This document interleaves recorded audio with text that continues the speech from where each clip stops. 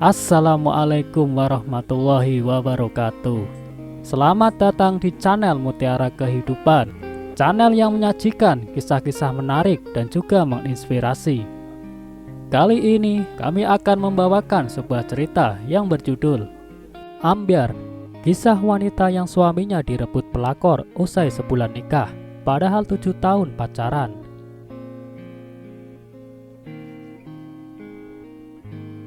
Baru-baru ini, warga Twitter dihebohkan dengan kisah pilu seorang wanita yang suaminya direbut pelakor setelah sebulan menikah. Diketahui keduanya telah berpacaran selama 7 tahun.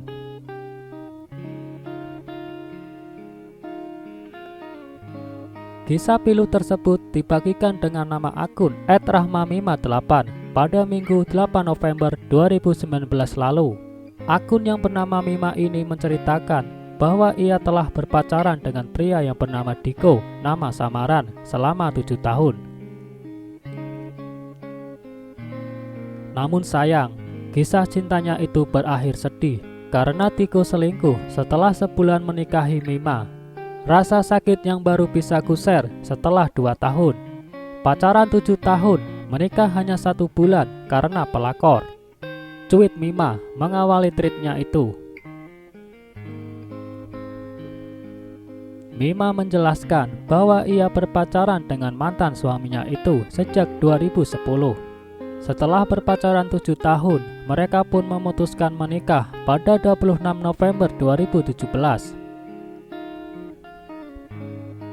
Aku ngejalanin benar-benar dari awal saat Diko nggak punya apa-apa, masih kuliah, gembel banget lah. Mau jajan aja harus seminggu sekali. Bahkan kami nggak pernah nonton bioskop selama 3 tahun di awal. Sungguh, kenapa aku bertahan? Karena Diko sangat berbeda dengan lelaki yang pernah ku kenal, cerita Mima. Untuk seusianya, Diko sangat rajin ibadah. Bahkan sunnah pun dia rajin laksanakan. Nggak pernah keluar malam, sangat sopan sama ortu. Secara fisik memang bukan tipeku, tapi aku yakin ngejalanin karena akhlaknya. Sampai akhirnya dia diterima bekerja di perusahaan di Jepang. Imbuhnya mengungkapkan sosok mantan suaminya.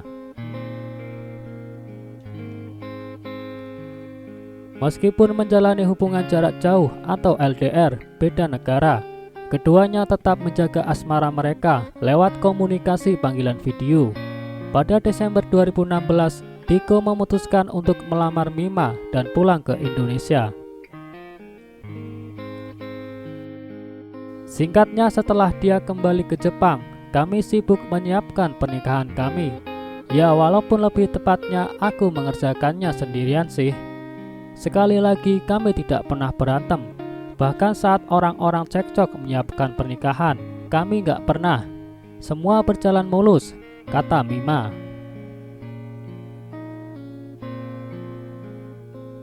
2 minggu sebelum pernikahan, Diko berubah.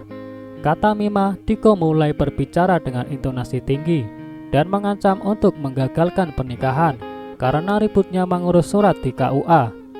Meskipun hampir setiap hari Mima dibuatnya menangis, ia tetap berpikir positif hingga akhirnya pelaksanaan pernikahan pada 26 November 2017 berjalan dengan lancar.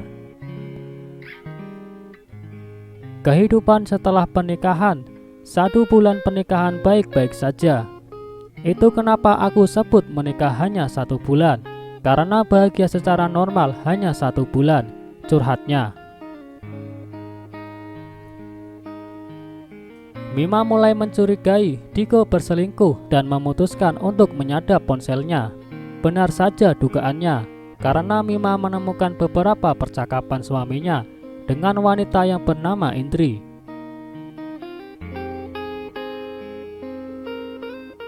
Ternyata mereka bertemu setiap hari. Indri adalah seorang pegawai instansi bidang kesehatan asuransi yang dikabarkan akan naik 2020 ini. Bersuamikan seorang aparat dan beranak 3, jelas Mima. Ya Tuhan, rasanya aku orang yang paling terpuruk pada saat itu. Suamiku selingkuh, tidak ada lagi yang bisa kulakukan selain menemui Indri. Aku simpan nomornya dan aku ajak bertemu. Dia mau, lanjutnya. Sayangnya, pertemuan tersebut tak bisa menyelamatkan rumah tangga Diko dan Mima. Indri pun masih tetap menghubungi Diko lewat SMS dan telepon, bukan lagi melalui WhatsApp. Mima pun menceritakan bahwa suaminya dan Indri kerap bertemu di hotel.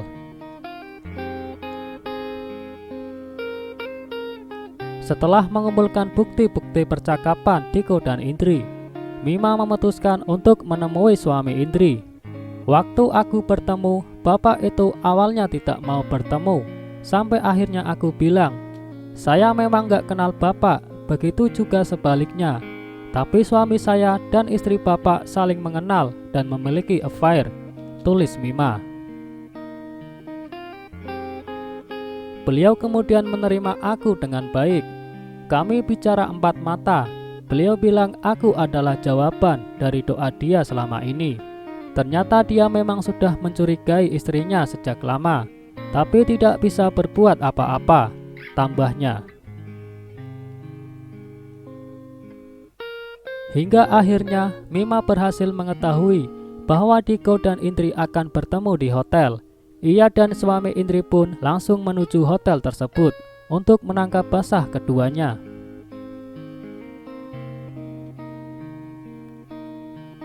Singkatnya, semenjak mereka tertangkap, hari-hariku selalu dijalani di kantor polisi untuk BAP, laporan, bahkan HP-ku disita untuk dibawa ke kejaksaan.